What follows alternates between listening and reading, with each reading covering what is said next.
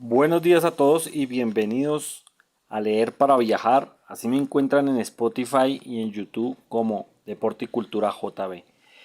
Continuamos con nuestra lectura del libro La Isla Misteriosa de Julio Verne, capítulo 3, parte 16. Esta parte se titula El Capitán Nemo cuenta su vida y sus ideales. Al oír estas palabras, el hombre, tendido en el sofá, se levantó y vieron su rostro, cabeza magnífica, frente elevada, mirada altiva, barba blanca, cabellera abundante y echada hacia atrás. Aquel hombre se apoyó con la mano en el respaldo del diván, de donde acababa de levantarse. Su mirada era tranquila. Una enfermedad lenta le había consumido poco a poco, pero su voz parecía fuerte todavía. Cuando dijo en inglés y en tono que anunciaba gran sorpresa: «No tengo nombre, señor mío». «Yo le conozco a usted», contestó Cyrus Smith. El capitán Nemo fijó su mirada ardiente sobre el ingeniero, como si hubiera querido aniquilarlo. Después, cayendo sobre los almohadones del diván, murmuró: «¿Qué importa? De todos modos voy a morir». Cyrus Smith se acercó al capitán Nemo y Gedeon Spilett tomó su mano, que encontró ardiendo. Ayrton, Pencroff, Harbert y Nab se mantenían respetuosamente a distancia en un ángulo de aquel magnífico salón, cuyo aire estaba saturado de efluvios eléctricos. El capitán Nemo retiró inmediatamente su mano e hizo señal al ingeniero y al periodista de que se sentaran. Todos lo miraban con verdadera emoción. ¿Tendían delante el genio de la isla? El ser poderoso cuya intervención en tantas circunstancias había sido tan eficaz, el bienhechor a quien debían tanta gratitud. Ante sus ojos no tenían más que un hombre en vez del semidios que habían creído hallar Pencroff y Nab, y aquel hombre estaba moribundo. Pero, ¿cómo Cyrus Smith conocía al capitán Nemo? ¿Por qué éste se había levantado de repente al oír pronunciar aquel nombre que debía creer ignorado de todos? El capitán volvió a su sitio, en el diván, y apoyándose su brazo miraba al ingeniero sentado a su lado. ¿Sabe el nombre que he llevado?, le preguntó. Sí, señor, contestó Cyrus Smith, y sé el nombre de este admirable aparato submarino. El Nautilus, dijo con leve sonrisa el capitán. El Nautilus. Pero, ¿sabe usted quién soy yo?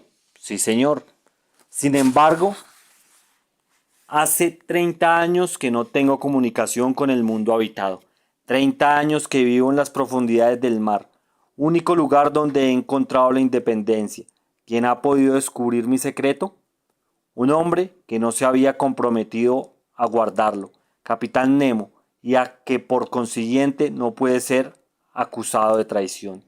Aquel francés que por casualidad vino a bordo hace 16 años, el mismo. Pero, ¿no precedieron él y sus dos compañeros en el maelstrom donde el Nautilus había penetrado? No, señor. Y bajo el título de 20.000 lenguas de viaje submarino, se ha publicado una obra que contiene la historia de usted. Mi historia de unos meses, señor mío, advirtió el capitán. Es verdad, repuso Cyrus Smith, pero esos pocos meses de vida tan extrañas han bastado para darnos a conocer a usted. ¿Como un gran culpable?, repuso el capitán Nemo, plegando sus labios con una sonrisa alterna. ¿Como un rebelde, puesto quizás fuera de la ley y de la humanidad? El ingeniero no contestó. ¿Qué me dice usted? No soy yo quien debe juzgar al capitán Nemo, contestó Cyrus Smith, al menos en lo que concierne en su vida pasada. Ignoro, como todo el mundo, cuáles han sido los móviles de esta extraña existencia, y no puedo juzgar los efectos sin conocer las causas. Sin embargo, sé que una mano bienhechora se ha extendido constantemente sobre nosotros desde nuestra llegada a la isla Lincoln, que todos debemos la vida a un ser generoso, poderoso, y que ese ser es usted, capitán Nemo. Soy yo, contestó sencillamente el capitán. El ingeniero y el periodista se habían levantado. Sus compañeros se acercaron y la gratitud que rebosaba en sus corazones iba a manifestarse en ademanes y palabras. El capitán Nemo les detuvo con una señal y con voz más conmovida que lo que quizás habría querido dijo: cuando ustedes me hayan oído. Y el capitán, en pocas frases claras y pronunciadas apresuradamente, dio a conocer su vida entera. Su historia fue breve y sin embargo, para referirla debemos concentrar toda la energía que le quedaba. Evidentemente luchaba contra una extrema debilidad. Muchas veces Cyrus Smith le invitó a descansar, pero movió la cabeza como hombre que va a morir muy pronto, y cuando el periodista le ofreció sus cuidados, le respondió: «Son inútiles, mis horas están contadas». El capitán Nemo era un indio, el príncipe Dakkar, hijo de un rajá del territorio entonces independiente Bundekund y sobrino del héroe de India, Tipo Saib. Su padre le envió a Europa a la edad de 10 años para que recibiera una educación completa y con la secreta intención de que pudiese luchar un día con armas iguales contra los que él consideraba opresores de su patria. Desde los 10 años hasta los 30, el príncipe Dakkar, dotado de cualidades superiores, de gran corazón y mucho talento, se instruyó en todas las cosas, en las ciencias, en las letras y en las artes. Llevó sus estudios hasta las más distantes y elevadas regiones. El príncipe Dakkar viajó por toda Europa. Su nacimiento y su fortuna hicieron que frecuentase la sociedad, pero las seducciones del mundo no lo atrajeron. Joven y guapo, permanecía serio, triste, devorado por la sed de aprender y por un resentimiento implacable que ocupaba su corazón. Aborrecía, odiaba el único país donde no había querido jamás poner su planta, la sola nación de la cual había rehusado constantemente sus proposiciones. Odiaba a Inglaterra tanto como en ciertos puntos la admiraba. El indio resumía así todo el odio feroz del vecino contra el vencedor, del vencido contra el vencedor. El invasor no había podido encontrar perdón en el alma del vencido. El hijo de uno de los soberanos de la Gran Bretaña, solo de nombre, ha podido asegurar la servidumbre. El príncipe de la familia de Tipo Saib, educado en las ideas de reivindicación y de venganza, poseído de indestructible amor a su poético país cargado de cadenas inglesas, no quiso jamás posar su planta en aquella tierra para él maldita, a la cual India debía su esclavitud. El príncipe Dakkar llegó a ser un artista al que las maravillas del arte impresionaban noblemente, un sabio para quien nada de las altas ciencias le era desconocido, un hombre de estado que se había formado en las cortes europeas. A los ojos de los observadores superficiales pasaba quizás por ser uno de esos cosmopolitas, curiosos de saber pero negligentes en obrar, por uno de esos opulentos viajeros de alma fiera y platónica, que recorren incesantemente el mundo y que no pertenecen a ningún país. No era nada de eso. Aquel artista, aquel sabio, aquel hombre había permanecido indio por el corazón, indio por el deseo de venganza, indio por la esperanza que alimentaba de poder reivindicar un día los derechos de su país, de expulsar al extranjero y de devolver su independencia. El príncipe Dakkar volvió a Bundekund en el año 1849, donde se casó con una noble india, cuyo corazón sangraba como el suyo por la desgracia de su patria. Tuvo de ella 2 hijos, a los que amaba con pasión, pero la felicidad doméstica no podía hacerle olvidar la esclavitud de India y esperaba una ocasión que al fin se presentó.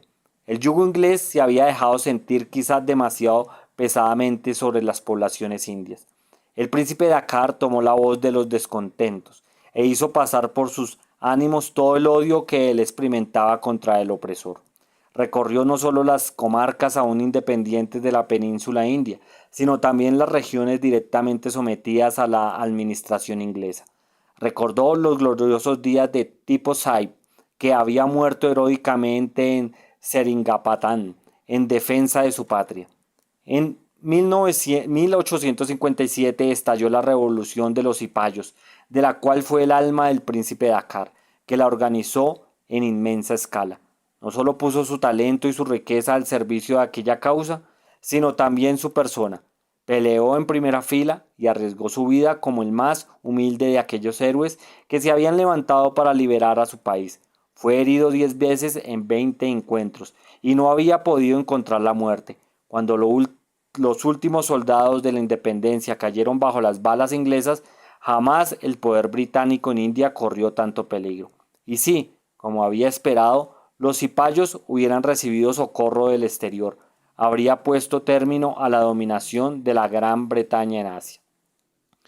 El nombre del príncipe Dakkar fue ilustre entonces, y el héroe que lo llevaba no se ocultó, sino luchó abiertamente.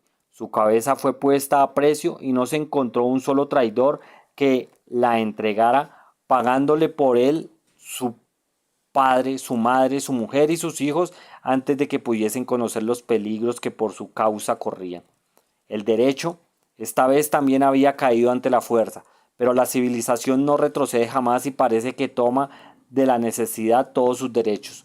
Los cipayos fueron vencidos y el país de los antiguos Rajas volvía a caer bajo la dominación más estrecha de Inglaterra. El príncipe Dakkar, que no había muerto, volvió a las montañas de Bundekund, allí, solo, lleno de tristeza contra todo lo que se llamaba hombre, dominado por el odio y el horror del mundo civilizado. Queriendo huir para siempre, recogió los restos de su fortuna, reunió 20 de sus más fieles compañeros y un día desaparecieron todos. ¿Dónde había ido el príncipe Dakkar a buscar aquella independencia que se le negaba en la tierra habitada? Bajo las aguas, en las profundidades del mar, donde nadie podía seguirlo. Al hombre guerrero le sustituyó el hombre sabio. Una isla desierta del Pacífico le sirvió para establecer sus arsenales y allí, con arreglo a sus planos, fue construido un submarino. La electricidad de la cual por medio que serán conocidos algún día había sabido utilizar la inconmensurable fuerza mecánica que sacaba de manantiales inagotables. Fue empleada para todas las necesidades de su aparato flotante, como fuerza motriz, fuerza iluminadora y fuerza calorífica.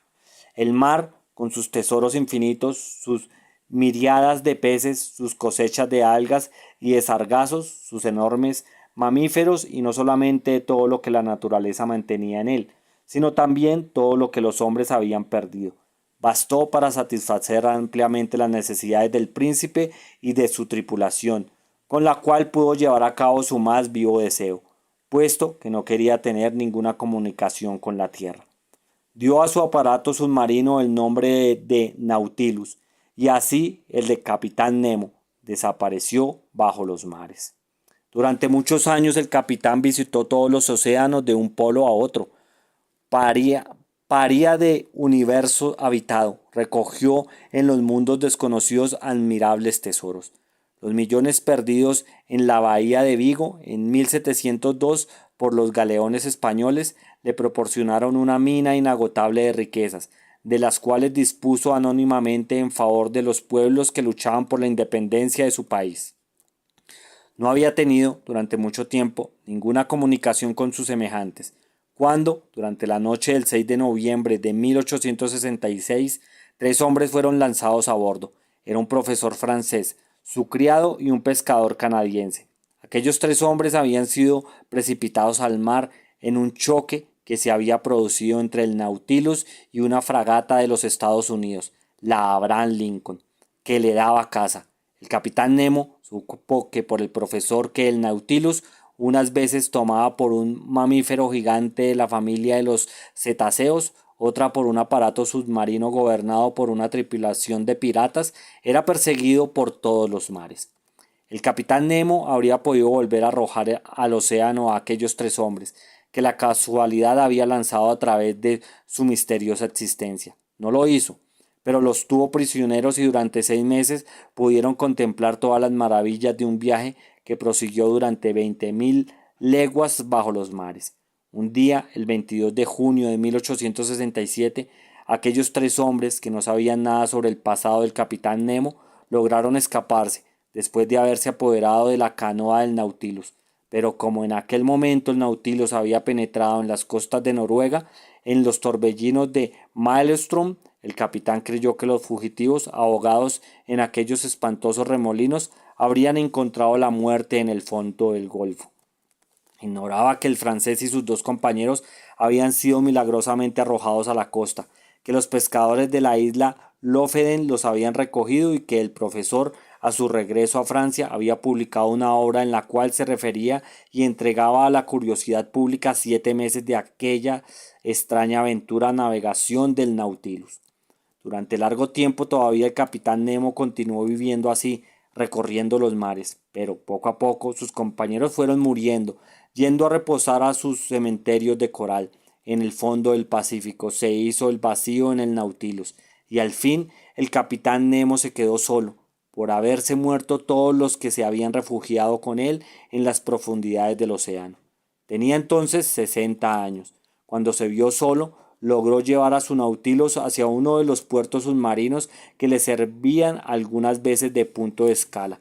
Era bajo la isla Lincoln y ahora daba asilo en aquel momento al Nautilus. 6 años hacía que el capitán estaba allí, esperando la muerte, es decir, el instante de reunirse con sus compañeros, cuando la casualidad le hizo asistir a la caída del globo que llevaba a los prisioneros suditas. Revestido en su escafandra, se paseaba bajo las aguas a pocos cables de la orilla de la isla, cuando el ingeniero fue precipitado al mar. Un movimiento de bondad impulsó al capitán y salvó a Cyrus Smith. Al principio quiso huir de los 5 náufragos, pero su refugio estaba cerrado y a causa de una elevación de basalto que se había producido bajo el influjo de acciones volcánicas no podía atravesar la entrada de la cripta, porque si había bastante agua para que una ligera embarcación pudiese pasar la barra, no había la suficiente para el Nautilus, cuyo calado era relativamente considerable. El capitán Nemo se quedó observando lo que hacían aquellos hombres arrojados sin recursos a una isla desierta, sin querer ser visto de ellos. Poco a poco, al verlos honrados, enérgicos, unidos los unos a los otros por una amistad fraternal, se interesó en sus esfuerzos y a pesar suyo penetró en todos los secretos de su existencia. Por medio de la escafandra le era fácil llegar hasta el fondo del pozo interior del Palacio de Granito, y trepando por las puntas de las rocas hasta el orificio superior, oía a los colonos referir el pasado y estudiar el presente y el futuro. Por ellos conoció el inmenso esfuerzo de América contra América para abolir la esclavitud. Sí, aquellos hombres eran dignos de reconciliar al capitán Nemo con la humanidad, a la cual tan honradamente representaba en la isla. El capitán Nemo había salvado a Cyrus Smith. Él también llevó al perro a las chimeneas, le lanzó de las aguas del lago, hizo encallar en la punta del pecio aquella caja que contenía tantos objetos para los colonos. Les envió la canoa por la corriente de la Merced. Les arrojó las cuerdas desde el Palacio de Granito tras el ataque de los monos. Les comunicó la presencia de Ayrton en la isla Tabor por medio del documento encerrado en la botella.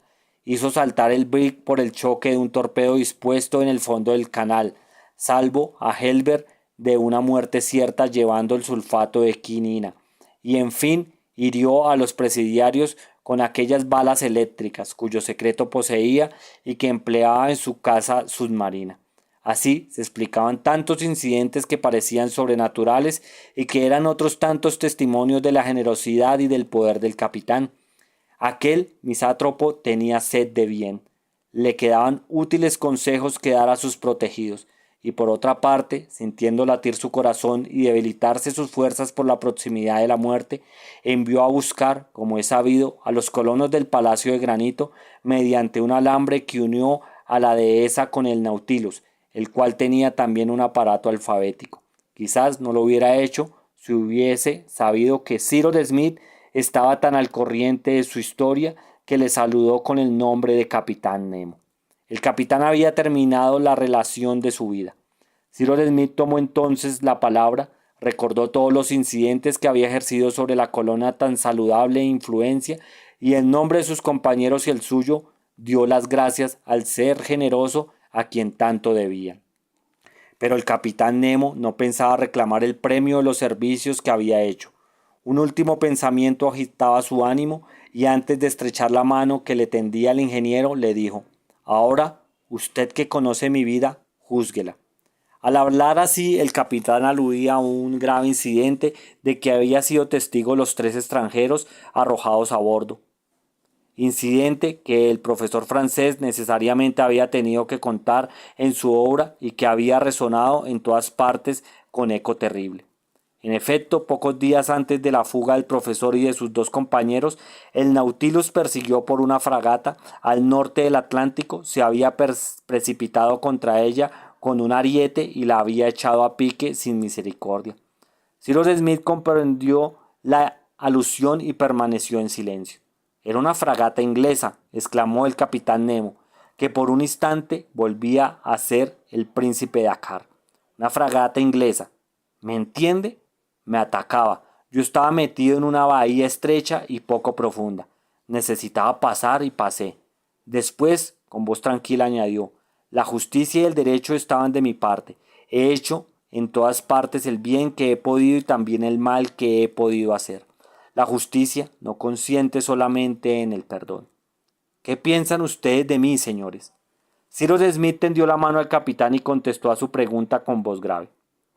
«Capitán, su error consiste en haber creído que podía resucitar el pasado y oponerse al progreso necesario. Es un error que unos admiran y otros condenan, que solo Dios puede juzgar y la razón humana absolver. El que se equivoca con buena intención puede ser combatido, pero no debe dejar de ser estimado. Su error no excluye admiración, y su nombre nada tiene que temer del juicio de la historia, la cual ama las locuras heroicas sin dejar de condenar los resultados que producen». El pecho del capitán Nemo se levantó y su mano se tendió hacia el cielo. «¿He tenido razón o no?», murmuró. Cyrus Smith repuso: «Todas las grandes acciones suben a Dios porque vienen de Él. Capitán Nemo, los hombres honrados que están aquí, a quienes usted ha socorrido, le llorarán siempre». Helber se había acercado al capitán, dobló las rodillas, tomó su mano y la besó. Una lágrima se deslizó por las mejillas del moribundo al decir: «Hijo mío, te bendigo». Bueno, amigos, hasta aquí la parte 16 del capítulo 3 del libro La isla misteriosa de Julio Verne. Mi nombre es Jason Beltrán. Continuaremos más adelante con la otra parte. Gracias por escucharme.